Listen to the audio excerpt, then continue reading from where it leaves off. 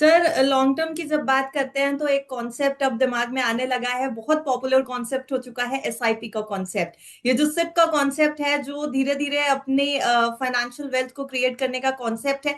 दिवाली के मौके पर एक सीधा सा सवाल जो कई व्यूअर्स हमसे पूछते हैं, कई बार निवेशक पूछते हैं, क्या सच में एसआईपी के जरिए एक ऐसा वेल्थ क्रिएशन किया जा सकता है, या आम भाषा में कहें जो सवाल हमारे पास आते हैं, क्या करोड़पति बना जा सकता है? जो हम एग्जैक्ट हेडलाइन लिख देते हैं कि इतने की एसआईपी करिए, इतने साल में आप करोड़पति हो जाएंगे। ये कॉन्सेप्ट कहां तक सही है सर? देखिए, बिल्कुल एसआईपी के जरिए करोड़पति बना जा सकता है, इसमें कोई शक नहीं है। हाँ, कितने समय में बनेंगे वो अलग सवाल है, लेकिन बिल्कुल आप थोड़ा थोड़ा पैसा बचाएंगे, रेगुलरली इन्वेस्ट करते रहेंगे तो हम्म। करोड़पति जरूर बनेंगे। दूसरी बात यह है कि आपने शुरुआत में कहा था कि दिवाली के समय पे क्या एसआईपी शुरू करनी चाहिए। देखिए, एसआईपी के लिए आपको समय नहीं देखना है, हर हम्म। समय सही समय होता है। पर यस, हम त्योहार के सीजन में क्योंकि नई चीजें बाय करने में विश्वास करते हैं, हम सोचते हैं कि जैसे कोई भी घरेलू सामान हो या फिर लग्जरी सामान भी हो, वो सब खरीदने के बारे में सोचा जाता है। जैसा पैसा हो, आपको कार खरीदनी हो, घर खरीदना हो, या फिर घर में कोई होम अप्लायंसेस खरीदने हो, तो धनतेरस पर, दिवाली पर शुभ हम्म। मुहूर्त माना जाता है। तो क्यों ना इन्वेस्टमेंट में भी यही मानकर चला जाए कि हमें अगर म्यूचुअल फंड्स की यूनिट्स खरीदनी है तो उसके हम्म। लिए भी सही समय है। तो बिल्कुल शुरुआत की जा सकती है। और दूसरी बात यह है कि एसआईपी के जरिए आप कभी भी शुरुआत कर लीजिए। लॉन्ग टर्म में आपको जो रुपी कॉस्ट एवरेजिंग है, यानी हम्म। कि जब मार्केट महंगा होता है, यूनिट्स का प्राइस बढ़ जाता है, थोड़ी कम यूनिट्स मिलेंगी। जब मार्केट नीचे आएगा तो यूनिट्स ज्यादा मिलेंगी। तो जब मार्केट नीचे होता है तो वो समय होता है कि ज्यादा यूनिट्स आपके पास आ जाएं, और जब मार्केट थोड़ा ऊपर होता है तब ये होता है कि प्राइस बढ़ जाता है, तो पोर्टफोलियो ऊपर आ जाता है। तो हर समय पर ये सही समय होता है। अब दूसरी बात यह है कि कैसे करोड़पति बन सकते हैं। देखिए, यदि मैं बात करूं एक सिंपल कैलकुलेशन की, हालांकि हम्म। म्यूचुअल फंड्स में हम जानते हैं कि रिटर्न्स गारंटीड नहीं होते हैं, कभी कम होते हैं, कभी ज्यादा होते हैं। और लॉन्ग टर्म में हिस्टोरिकली देखा जाए तो म्यूचुअल फंड ने वेल्थ क्रिएशन में मदद की है। हम्म। हालांकि हम अगेन, मैं थोड़े डिस्क्लेमर की बात करूं तो पास्ट परफॉर्मेंस से इस बात का अंदाजा नहीं लगाया जा सकता कि भविष्य में किस तरह की परफॉर्मेंस आपको देखने को मिलेगी। लेकिन हम्म। अगर इंडिया की इकोनॉमी में आपको भरोसा है तो ऑब्वियसली आप ये मानकर चलेंगे कि इक्विटी मार्केट आपको रिटर्न देगा। तो इस हिसाब से बात करें, अगर हम 12% का भी कंपाउंडेड एनुअल ग्रोथ मानकर चलते हैं, तो 10,000 की यदि आप एसआईपी करते हैं पर मंथ की, तो करीब 20 साल में आपके पास 1 करोड़ रुपया इकट्ठा हो जाता है। तो करोड़पति बनना तो आसान है, लेकिन प्रॉब्लम यह है कि 1 करोड़ की जो वैल्यू आज है वो 20 साल के बाद नहीं रहेगी। हम जहां बात कर रहे हैं कि आप 12% का सीएजीआर मानकर चल सकते हैं, पर वहीं पर आपको यह भी देखना होगा कि इन्फ्लेशन, महंगाई दर, तो यदि हम 6% की महंगाई दर मानकर चलें तो 1 करोड़ रुपया आज से 20 साल के बाद उसकी जो वैल्यू होगी वो करीब 31 लाख के आसपास होगी। तो जहां हम बात कर रहे हैं कि 10,000 से आप 1 करोड़ रुपया बना पाएंगे 20 साल में, वहीं उसकी जो वैल्यू होगी वो 31 लाख के आसपास रह जाएगी। तो आपको हम्म। एक काम करना है, आपको सिर्फ 10,000 से शुरुआत करते हैं तो वहीं रुकना नहीं है।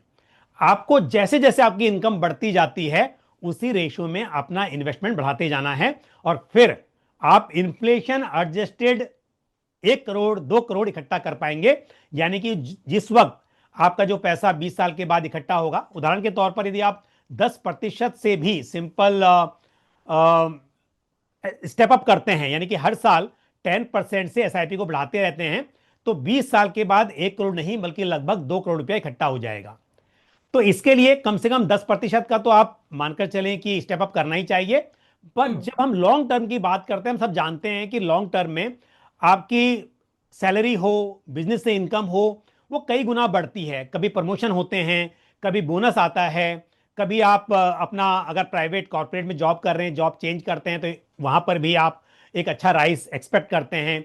तो इस तरह से आपके 20 साल 25 साल की बात की जाए तो जिस हिसाब से इनकम बढ़ती रहेगी उसी रेशो में बढ़ाते रहिए, तब आपके पास में करोड़पति नहीं बल्कि आप अरबपति भी बन पाएंगे। जी।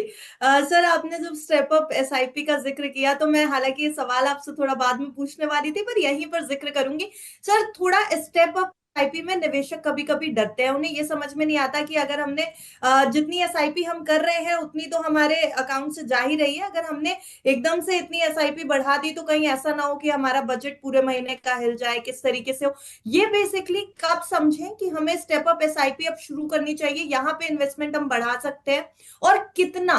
मतलब फॉर एग्जाम्पल अगर मैं आपसे बात करूं कि 25,000 अगर किसी की सैलरी है और वो 5,000 रुपए अपनी सिर्फ एसआईपी में डाल रहा है हर महीने, उसकी सैलरी अगर 5,000 रुपए से और है तो क्या वो पूरे 5,000 रुपए इधर लगा सकता है? मतलब अगर वो 30,000 हो जाती है तो वो 10,000 रुपए कर दे अपनी एसआईपी को, 5,000 से स्टेप अप कर ले या कुछ प्रोपोर्शन में स्टेप अप करे, कैसे करना चाहिए ये? बिल्कुल, देखिए आपके सवाल में कई सवाल हैं, थोड़ा टाइम लगेगा, पर ये जी। बहुत अच्छा सवाल है। क्योंकि पहली बात ये है कि अगर आप स्टेप अप करते हैं तो मन में डर तो रहेगा कि मैंने हम्म। ये डिसाइड कर लिया कि हर साल मेरी जो एसआईपी है वो 10% से बढ़ेगी, बट हम्म। मेरी सैलरी क्या गारंटी है कि 10% बढ़ेगी ही बढ़ेगी। हम्म। राइट, ये डर हो सकता है, बिल्कुल, तो ये जायज है। लेकिन आपको पता है म्यूचुअल फंड में बहुत फ्लेक्सिबिलिटी है। अगर आपको लगे कि अभी आप मैंने 10% से बढ़ाने का निर्णय लिया है, पर अगले हम्म। साल गारंटी नहीं है कि मेरी इनकम सच में 10% से बढ़ेगी, तो कोई बात नहीं, आप स्टॉप कर दीजिए, आप एसआईपी स्टॉप कर सकते हैं। आप फिर से स्टेप अप करने की बजाय जो अमाउंट आपने तय किया था हम्म। इनिशियली उसी पर रख सकते हैं, या फिर आप उसे घटा भी सकते हैं, बढ़ा भी सकते हैं। तो यहां पर आपके हाथ में फ्लेक्सिबिलिटी है, इस पर कोई पेनल्टी नहीं है। तो यदि आपको लगता है कि आपकी सैलरी हर साल अप्रैल में बढ़ती है, तो हम्म। आप इस तरह से करें कि हर अप्रैल के बाद ही आपका वो 10% से बढ़े। क्योंकि अगर सैलरी बढ़ रही है अप्रैल में और मान लीजिए आपने शुरुआत की जनवरी में, अगले साल जनवरी में आपका 10% से एसआईपी का अमाउंट बढ़ जाएगा, आपके अकाउंट से कटेगा। बट क्योंकि हम्म। सैलरी तो बड़ी नहीं है और आप कट टू कट लेकर चल रहे थे कि मैक्सिमम जितना इन्वेस्ट कर सकते हैं, सैलरी का हिस्सा उतना कर रहे थे, तो हो हम्म। सकता है कि आपके कैश फ्लो में आपको दिक्कत आएगी। तो इसके लिए पहली बात तो यह है, यदि 10% का स्टेप अप भी करना है इस हम्म। उम्मीद के साथ कि आपकी सैलरी हर साल 10% बढ़ती रहेगी, पर किस महीने से बढ़ने वाली है उसको ध्यान में रखते हुए उसी महीने से आप करें। और फिर भी यदि आपको लगता है कि मैंने सोचा था पर नहीं बढ़ी किसी वजह से, ऐसा भी कई बार होता है, हमने देखा है कि कॉर्पोरेट में तो कई बार देखा गया है कि सैलरी नहीं बढ़ती है, हम्म। तो ऐसे में कोई प्रॉब्लम नहीं है, जैसे मैंने कहा आप उसे रोक सकते हैं। दूसरी बात यह है कि आपने कहा कि अगर मेरी सैलरी 25,000 रुपए है और उसमें से 5,000 रुपए एसआईपी ऑलरेडी कर रहे हैं, अगले हम्म। साल उम्मीद की जा रही है कि मेरी जो सैलरी है वो 5,000 से बढ़ेगी, तो क्या हम्म। मैं पूरे 5,000 से बढ़ा दूं मेरी एसआईपी को? तो हम्म। नहीं, ऐसा संभव नहीं होता है, क्योंकि हमारी जब इनकम बढ़ती है तो हमारा लाइफस्टाइल भी बढ़ना चाहिए और बढ़ता भी है। तो हम्म। ऐसा नहीं है कि मेरा लाइफस्टाइल जो है वही का वही रहेगा और सिर्फ इन्वेस्टमेंट बढ़ेगा। तो मुझे जब भी मेरी इनकम बढ़े तो एक खुशी होनी चाहिए कि अब मैं थोड़ा बड़ा बन रहा हूं, मुझे जो भी चीजें हैं अपनी लाइफस्टाइल पे थोड़ा सा खर्चा करना है। पर दोनों चीजें हैं कि 5,000 से इनकम बढ़ी तो मैं पूरा 5,000 मेरी लाइफस्टाइल में बढ़ाऊंगा, वो भी गलत है। और 5,000 हम्म। पूरा मैं इन्वेस्ट कर दूंगा, शायद ये भी संभव नहीं होगा और सही भी हम्म। नहीं होगा। तो जैसे आप पहले रेशो में कर रहे थे वैसे ही कीजिए। अगर आपको लगता है कि पहले से आप 25 में से 5,000 बचा रहे थे, तो इस वक्त हम्म। मैं नहीं कहूंगा कि आप 5,000 में से 1,000 इन्वेस्ट कीजिए।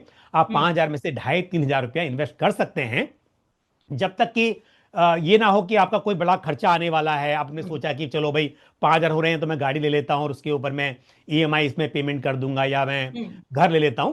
अदरवाइज अगर वैसे गोल्स नहीं है शॉर्ट टर्म में, तो आप आसानी से 5,000 में से 2,500-3,000 रुपया बचा सकते हैं, और हम्म। 2,000 रुपया 2,500 रुपया जो भी बाकी है उसे अपने लाइफस्टाइल बढ़ाने में भी आपको यूज करना चाहिए। क्योंकि जिंदगी में मेरा एक मानना है, मेरा एक्सपीरियंस है कि गया हुआ वक्त वापस नहीं आता है। तो आपको समय को एंजॉय भी करना चाहिए। ये नहीं कि 30 साल के बाद मेरे पास में कितने करोड़ रुपए होंगे, उस सोच में मेरी जो 30 साल की जर्नी है उसे मैं हम्म। बहुत ही मतलब अ, जबरदस्ती से उसको बिताऊं, उसकी जगह एंजॉय करता रहूं। तो डेस्टिनेशन जो है उसको भी एंजॉय करना चाहिए, हम्म। जर्नी जो है उसको एंजॉय करना चाहिए, सिर्फ जो डेस्टिनेशन है उसी पर फोकस नहीं करना चाहिए।